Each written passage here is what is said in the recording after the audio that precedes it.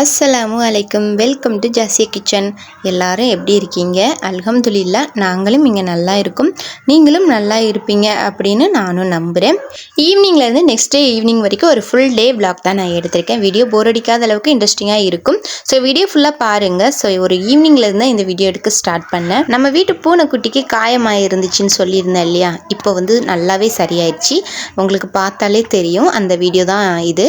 அந்த புண்ணு நல்ல தோல் சுருங்கி காஞ்சி நல்லா சரியாயிடுச்சு. அல்ஹம்துலில்லா.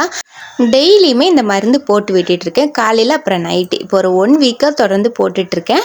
ஸோ இப்போது அந்த காயம் பாருங்கள் சூப்பராக சரியாயிடுச்சு. அந்த தோல் எல்லாமே நல்லா மூடி வந்திருக்கு.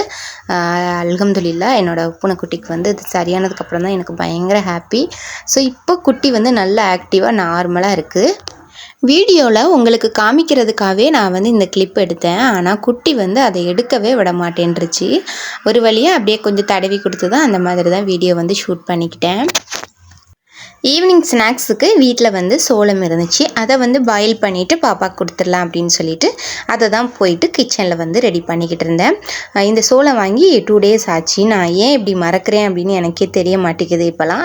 ஸோ சரி, இதுக்கு மேலேயே நம்ம அதை வச்சோம் அப்படின்னா அது வீணாக போகிறதுக்கு வாய்ப்பு இருக்குது. ஸோ நல்லா இருக்கும்போதே அதை எடுத்து வேக வச்சுட்டு பாப்பா கொடுத்துடலாம் அப்படின்னு சொல்லிட்டு ஒரே ஒரு ஸ்வீட் கார்ன் மட்டும் வேக வச்சுக்கிட்டேன். ஸோ பாப்பாவுக்கும் எனக்கும் மட்டும் அப்படிங்கிறதுனால டீயோட ஸ்நாக்ஸுக்கு இந்த சோளம் தான் இன்றைக்கி சாப்பிட்டுக்கிட்டோம். ஸோ சாப்பிட்டுக்கிட்டே இருக்கும்போது என்னோடய பூனைக்குட்டியுமே நாங்கள் என்ன ஸ்நாக்ஸ் சாப்பிட்டாலுமே பக்கத்தில் கொடுக்குறத அழகாக சாப்பிட்டுப்பா. அதே மாதிரி இன்றைக்குமே பார்த்திங்கன்னா ஸ்வீட் கார்ன் ஆல்ரெடி இதுக்கு முன்னாடி ஒரு டைம் கொடுத்துருக்கேன், சாப்பிட்டா. பட் இந்த டைம் கொடுத்தேன். நல்லா பசியாக இருந்துச்சு போல்.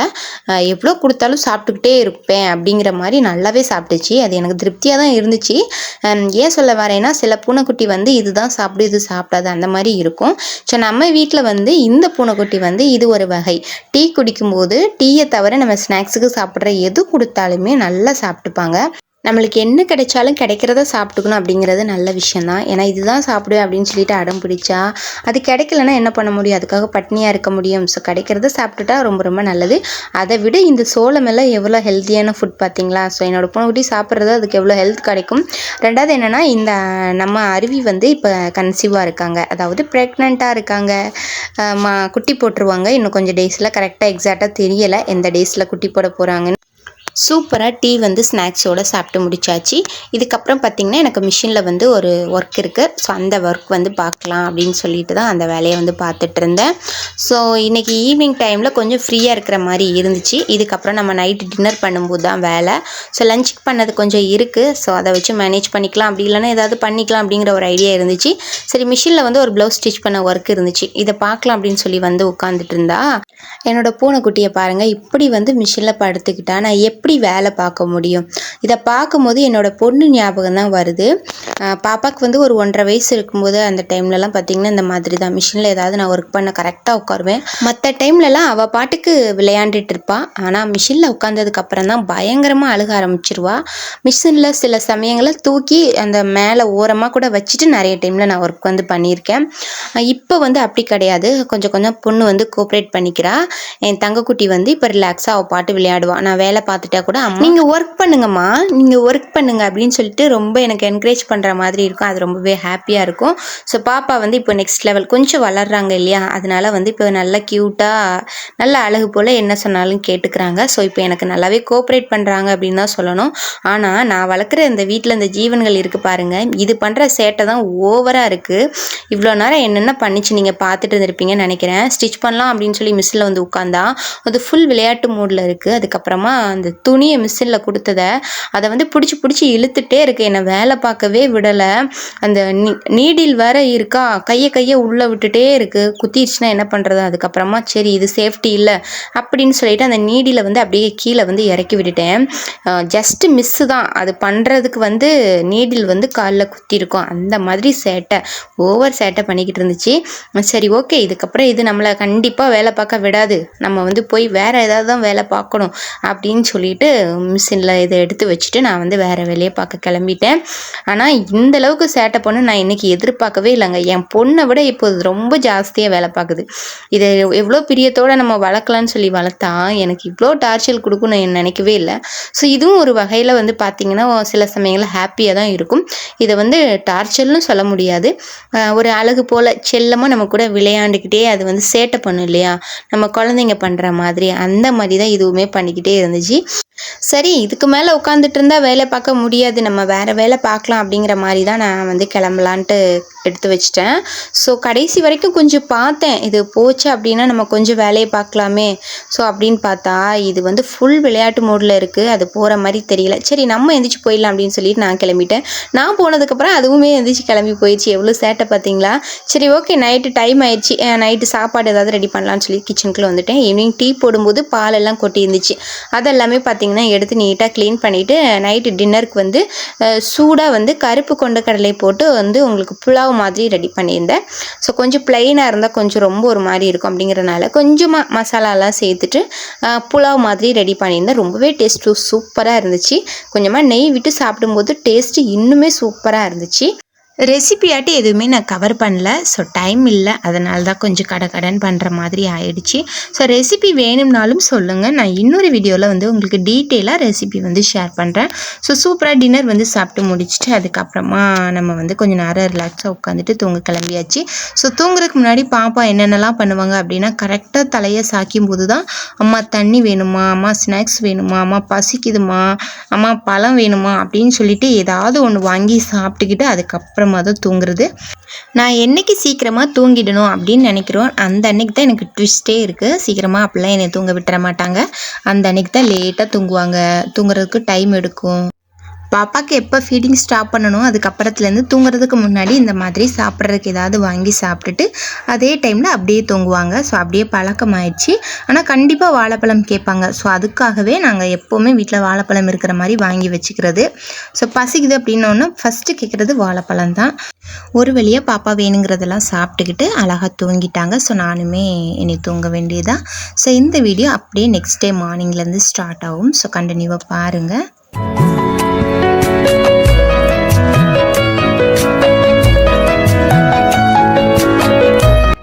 நான் தூங்கினதே லேட்டு தான். சரி ஓகே, இதுக்கப்புறமாவது ரிலாக்ஸாக தூங்கிடலாம் அப்படின்னு சொல்லிட்டு கொஞ்சம் தூக்கத்துக்கு ஆழ்ந்து போயிட்டேன். ஸோ அந்த டைமில் தான் எனக்கு வந்து சோதனை. உண்மையிலே இன்றைக்கி எனக்கு ஒரு பெரிய சோதனை தாங்க. நல்லா தூங்கிக்கிட்டு இருக்கும்போது காலை வந்து பிடிச்சி கடிச்சு விளையாட ஆரம்பிச்சிருச்சு. நான் பயந்து போய் தூக்கத்தில் எந்திரிச்சு பார்த்தா இவ தான் என் காலை பிடிச்சி விளையாண்டுக்கிட்டு இருக்கா. அந்த நகத்தை வச்சு பரண்டும் போது நமக்கு டக்குன்னு பயம் தானே வரும். ஸோ அப்படி தான் எனக்கு இருந்துச்சு. அப்புறமா எந்திரிச்சு பார்த்தா இது என்னோட விளையாட்டு மூடில் இருக்குங்க, என்னை தூங்கவே விட மாட்டேங்குது. நம்ம வீட்டில் நிறைய விதவிதமாக பூனைக்குட்டி வந்து வளர்த்துருக்கோம். ஸோ ஒவ்வொன்றுமே ஒவ்வொரு விதமான அன்பாக இருக்கும். ஸோ இந்த பூனைக்குட்டி வந்து நம்ம வீட்டுக்கு வந்து கொஞ்ச நாள் தான் ஆகுது. ஆனால் அது என் கூட இவ்வளோ அட்டாச் ஆகும் நான் எதிர்பார்க்கவே இல்லை. ரொம்ப ரொம்ப அப்படியே க்ளோஸ் ஆகிடுச்சு. நான் வந்து கிச்சனில் சமைச்சிட்டு இருந்தால் கூட என் பக்கத்துலேயே வந்து படுத்துக்கும், கால் ஒட்டி படுத்துக்கிறோம், கால் தொட்ட மெனிக்கே தான் தூங்கும். நான் சமைச்சிக்கிட்டு இருப்பேன் நின்று. ஸோ அதெல்லாம் பார்க்கும்போது எனக்கு உண்மையிலே ரொம்பவே சந்தோஷமாக இருந்துச்சு. ஸோ இது வந்து இப்போ விளையாட்டு மூடில் இருக்கனால சரி இதுவும் ஒரு குழந்தை மாதிரி தான் அப்படின்னு சொல்லிட்டு எந்திரிச்சு உட்காந்து இதோட கொஞ்சம் நேரம் விளையாண்டுட்டு அதுக்கப்புறமா தான் தூங்கினேன். டைம் பார்த்தீங்கன்னா கரெக்டாக 12:15 ஆகுது. ஸோ ஒரு குழந்தைய வளர்க்குற மாதிரி தான் இதுவும் அப்படி தான் இருந்துச்சு. அது வந்து விளையாடணும்னு நினைக்கும் போது அது கூட விளையாண்டுட்டு அதுக்கப்புறமேட்டு தான் தூங்கினேன். ஸோ இது வந்து உண்மையிலே ஹாப்பியாக தான் இருந்துச்சு. ஸோ அப்படியே வீடியோ நெக்ஸ்ட் டே கண்டினியூ பண்ணுறேன். நான் பூனைக்குட்டிங்களோட எவ்வளோ லவ் அண்ட் அஃபெக்ஷனாக இருக்கணும் அதே மாதிரி தான் என் பொண்ணும். ஸோ நான் பூனைக்குட்டிங்களோட ரொம்ப க்ளோஸ்டாக இருக்குது என் பொண்ணு. இப்போ பார்த்து பார்த்து அவளுமே பூனைக்குட்டிகளோட விளையாட ஆரம்பிச்சிட்டா. குட்டி பூனை ஒன்று இருக்குது, அதை தூக்கி வச்சுட்டு எனி டைம் பொம்மைக்குட்டி மாதிரி அதை வச்சு தான் விளையாடுறது. ஸோ சில டைம்ஸ் வந்து நான் வந்து வேணாமா கீழே விட்டுருமா, அதை வந்து கொஞ்சம் பரண்டிடும். ஸோ அவளுக்கு அது தெரியாது இல்லையா, அது சில சமயம் கோவத்தில் இருக்கும். அது கோவத்தில் இருக்கும்போது நம்ம விட்டுறணும். ஸோ அது நம்மளுக்கு தெரியும், அது குழந்தைங்களுக்கு தெரியாது. அப்படிங்கிறதுனால சில டைம் நான் சொல்லிக்கிட்டே தான் இருப்பேன். ஸோ கொஞ்சம் கொஞ்சமாக பாப்பா சரிங்கம்மா அப்படின்னு சொல்லி கேட்டுப்பா. பட் இருந்தாலும் மேக்ஸிமம் அவளுக்கு பூனைக்குட்டிங்களோட தான் விளையாட்டு.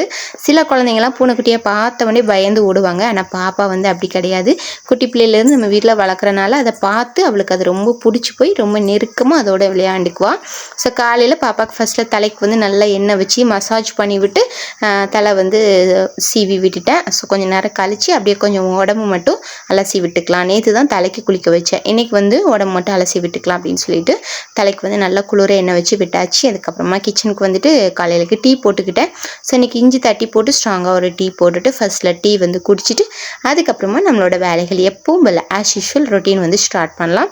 ஸோ டீ குடிச்சு முடிச்சுட்டு அதுக்கப்புறமா பார்த்திங்கன்னா என்னோடய பூனைக்குட்டியை வந்து குளிக்க வச்சுட்டேன் இன்னைக்கு. ஸோ கொஞ்சம் அழுக்காக வெளியில் போய் மண்ணில் உருண்டு வந்துச்சு. நல்லா குளிக்க வச்சுட்டு ஒரு மணி நேரத்துக்கு அப்புறம் அது வெயிலே நின்று அதுக்கப்புறமா அதோட முடியெல்லாம் காஞ்சதுக்கப்புறம் இந்த மாதிரி கொஞ்சம் புசு புசுன்னு வந்திருக்கு. ஸோ குளிக்க வைக்கும்போது அதோட முடியெல்லாம் பார்த்திங்கன்னா அப்படியே ரொம்ப சாஃப்டாக இருக்கும் பூனைக்குட்டியோட முடி. அது குளிக்க வச்சோன்னா பார்த்திங்கன்னா அப்படியே உடம்புல ஒட்டி போய் ரொம்ப பார்க்கவே சகிக்காது, அந்த மாதிரி தான் இருக்கும். அது திரும்ப நார்மல் கண்டிஷனுக்கு வந்தால் தான் அந்த முடி புசு புசுன்னு வந்தால் தான் பார்க்கவே அழகாக இருக்கும். ஸோ அதுக்கப்புறம் நல்லா ஆயிடுச்சு. ஸோ பாப்பாவுக்கு வந்து காலையில் வந்துட்டு பப்பாளி சாப்பிட வேணும் அப்படின்னு சொல்லி கேட்டா. ஸோ அதை வந்து கட் பண்ணி கொடுத்துடலாம் அப்படின்னு சொல்லிட்டு அதை கட் பண்ணிக்கிட்டு இருந்தேன். ஸோ நானுமே பார்த்திங்கன்னா காலையிலக்கு இதை தான் நான் வந்து ஃபஸ்ட்டில் சாப்பிட்டுக்கிட்டேன். கொஞ்சம் பசியாக இருந்துச்சு. இதை கட் பண்ணிவிட்டு ஃபஸ்ட்டில் சாப்பிட்டுட்டு அதுக்கப்புறமா பிரேக்ஃபாஸ்ட்டுக்கு என்ன பண்ணலாம் அப்படின்னு சொல்லி யோசிச்சுக்கிட்டு பிளான் பண்ணிக்கலாம் அப்படிங்கிற மாதிரி இதை கட் பண்ணி நானும் சாப்பிட்டுட்டு பாப்பாவுக்கும் கொஞ்சம் கொடுத்துக்கிட்டேன். பப்பாளி சாப்பிட்டு ஒரு 20 மினிட்ஸ்க்கு அப்புறம் வந்துட்டு பிரேக்ஃபாஸ்ட் வந்து ரெடி பண்ணிக்கிட்டேன். வெஜிடபிள்ஸ்லாம் போட்டு வெஜ் சேமியா மாதிரி ரெடி பண்ணிக்கிட்டேன். இது வந்து ரொம்பவே டேஸ்ட்டாக இருக்கும். பீன்ஸ் கேரட் எல்லாம் பொடிசாக கட் பண்ணி போட்டுட்டு இது வந்து வெஜ் சேமியா மாதிரி பண்ணிக்கிட்டேன். இதில் பட்டாணி இருந்தால் கூட அதுவும் சேர்த்துக்கிட்டிங்கன்னா இன்னுமே ரொம்பவே சூப்பராக இருக்கும், நல்லா கலர்ஃபுல்லாக இருக்கும். ஸோ பிரேக்ஃபாஸ்ட்டுக்கு வந்து இன்றைக்கி இது தான் ரெடி பண்ணியிருந்தேன். பிரேக்ஃபாஸ்ட் வந்து சாப்பிட்டு முடிச்சுட்டு பாப்பாவுக்குமே வந்து பிரேக்ஃபாஸ்ட் எல்லாம் ஊட்டி விட்டுட்டேன். அதுக்கப்புறமா பாப்பாவை ரெடி பண்ணிவிட்டு எப்பவும் போல் பால்வாடிக்கு கூட்டிகிட்டு போய் விட்டுட்டு வந்துட்டேன். ஸோ பாப்பா வர்றதுக்குள்ளே வீட்டில் உள்ள வேலைகள் எல்லாமே முடிச்சாகணும். பாப்பா வர்றதுக்குள்ளே என்னென்ன வேலையெல்லாம் செஞ்சு முடிக்க முடியுமோ அதை எல்லாமே ஒன்று ஒன்றா செஞ்சு முடிச்சாகணும். ஃபர்ஸ்ட்டில் வந்து நம்ம லஞ்ச் வந்து ரெடி பண்ணிக்கலாம். சைட்லேயே சின்ன சின்ன வேலைகள் எல்லாமே நம்ம செஞ்சுக்கலாம். கத்திரிக்காய் அவரைக்காய் இதெல்லாமே கொஞ்சம் ஃப்ரிட்ஜில் இருந்துச்சு. சரி இதெல்லாம் எடுத்து கட் பண்ணிவிட்டு இதோட நம்ம பருப்பு போட்டு இன்றைக்கி சாம்பார் ரெடி பண்ணிக்கலாம், கத்திரிக்காய் அவரைக்காய் சாம்பார் மாதிரி பண்ணிக்கலாம் அப்படின்னு சொல்லி தான் வெஜிடபிள்ஸ் வந்து தண்ணியில் கட் பண்ணி போட்டுக்கிட்டேன். உருளைக்கிழங்கு கத்திரிக்காய் அவரைக்காய் இதெல்லாம் மட்டும்தான் சேர்த்து பருப்போடு போட்டு வேக வைக்க போகிறேன். கொஞ்சமாக வெண்டைக்காய் இருந்துச்சு. இதுக்கப்புறம் இதை நம்ம விட்டோம் அப்படின்னா கண்டிப்பாக கெட்டு போயிடும். ஸோ கொஞ்சமாக தான் இருந்துச்சு. சரி இதை கட் பண்ணிவிட்டு பொடிசாக கட் பண்ணி எடுத்துக்கிட்டு இது வந்து ஒரு ஃப்ரை மாதிரி பண்ணிக்கலாம் அப்படின்னு சொல்லிட்டு இதை தான் வந்து கட் பண்ணிக்கிட்டு இருந்தேன். உங்ககிட்ட நான் ஒரு விஷயத்தை பற்றி சொல்லணும் அப்படின்னு சொல்லி நான் நினச்சிக்கிட்டு இருந்தேன். அது என்னன்னு பார்த்தீங்கன்னா, எனக்கு தெரிஞ்ச ஒரு சிஸ்டர், அதாவது எனக்கு வீட்டுக்கு பக்கத்தில் தான் இருக்காங்க. எனக்கு அவங்கள நல்லா தெரியும், நல்லா பழகுவாங்க என் கூட, என்கிட்ட எல்லா விஷயங்களுமே சொல்லுவாங்க. ஸோ என்ன விஷயம் அப்படின்னு பார்த்தீங்கன்னா, அவங்க வீட்டில் கொஞ்சம் வந்து கஷ்டமாக இருக்குது குடும்பத்தை மேனேஜ் பண்ணுறது. ஸோ எல்லாத்துக்குமே பார்த்தீங்கன்னா ஃபஸ்ட்டு ரீசன் என்னென்னா பணம் தான் பிரச்சனை. ஸோ கொஞ்சம் நெருக்கடியான சூழ்நிலைகள் இருக்குது. பிள்ளைங்களை ஸ்கூலுக்கு அனுப்பணும், 2 பிள்ளைங்க இருக்காங்க. ஸோ அவங்களுக்கு வந்து படிப்பு செலவு, ஸ்கூலு, ஹஸ்பண்ட் மட்டும் பார்க்குற வேலையிலேருந்து வர வருமானம் வந்து பத்தலை அப்படிங்கிற மாதிரி என்கிட்ட சொல்லிக்கிட்டு இருந்தாங்க. அப்போது வந்து என்ன சொன்னாங்க அப்படின்னா வந்து சின்னதாக ஒரு கடை பண்ணலாம், டிஃபன் கடை பண்ணலாம் அப்படின்னு சொல்லி நான் பிளான் பண்ணியிருக்கேன்.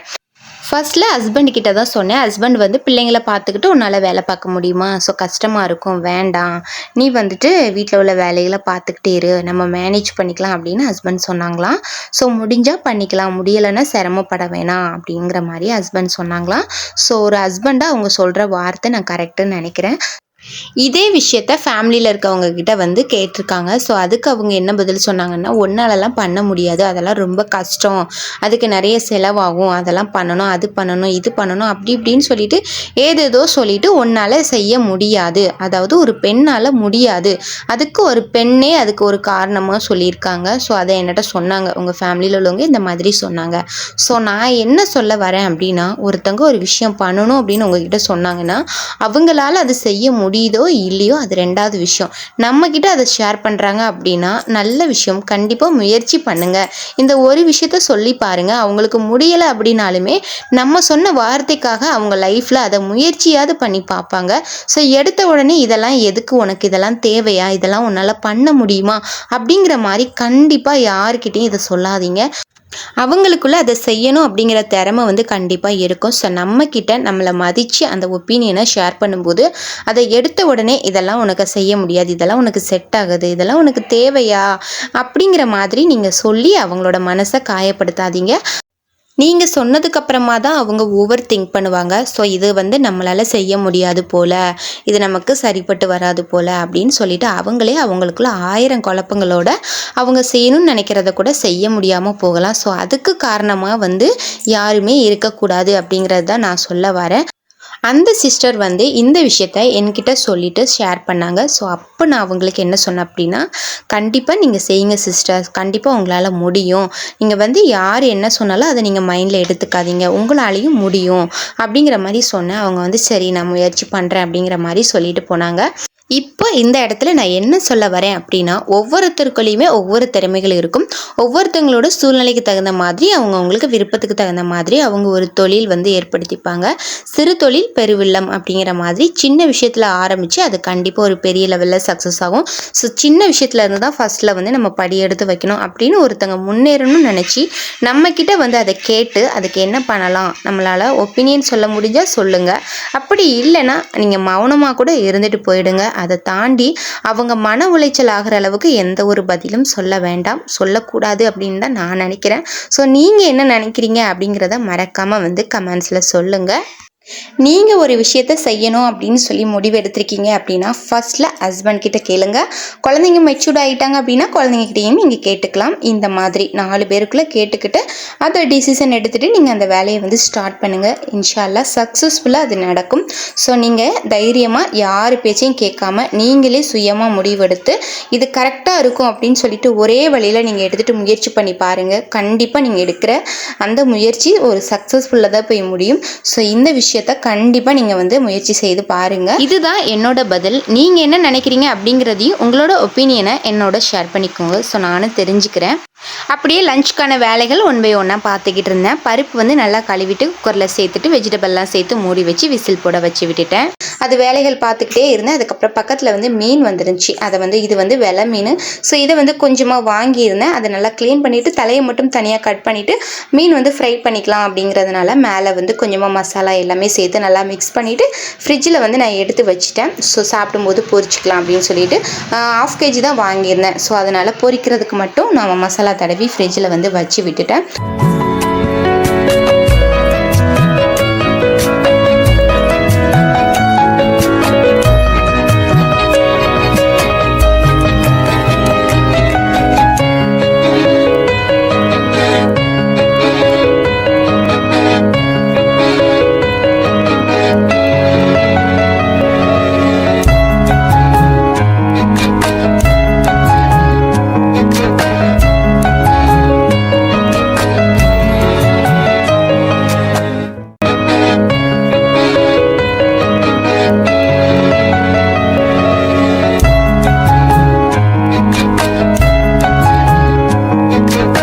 பருப்பு அதுக்கப்புறமா காய்கறிகள் சேர்த்து குக்கரில் நம்ம வேக வச்சுருந்தோம் இல்லையா, அது 3 விசிலில் சூப்பராக வெந்துருச்சு.